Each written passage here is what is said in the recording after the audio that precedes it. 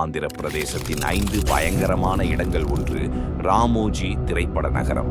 இந்த திரைப்பட நகரத்தில் இரவு நேரங்களில் மனிதர் இல்லாத இடங்களில் நடக்கும் சத்தங்கள் கேட்கப்படுகின்றன.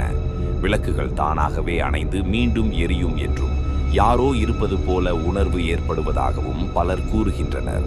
2 குண்டன்பாக் மந்திரவாதிகள் இல்லம். இந்த வீட்டில் 3 பெண்கள் வாழ்ந்ததாகவும் அவர்கள் மந்திரவாதம் செய்ததாகவும் நம்பப்படுகிறது.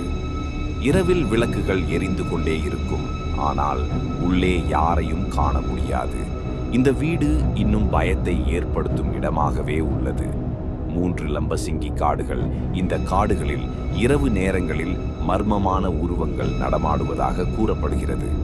யாரோ மெதுவாக பேசுவது போலவும் பின்னால் யாரோ வருவது போலவும் உணர்வு ஏற்படுமாம். 4 டவுலேஸ்வரம் அணைப்பகுதி கோதாவரி நதிக்கரையில் உள்ள இந்த இடத்தில் இரவு நேரங்களில் பெண் ஒருவரின் அழுகுரல் கேட்பதாக மக்கள் கூறுகின்றனர். அதனால் பலர் இரவில் இந்த வழியாக செல்ல பயப்படுகிறார்கள். 5 கொண்ட வீடு கோட்டை. பண்டைய கால போர்களில் உயிரிழந்த வீரர்களின் ஆன்மாக்கள் இன்னும் இந்த கோட்டையில் உலாவுகின்றன என்று நம்பப்படுகிறது.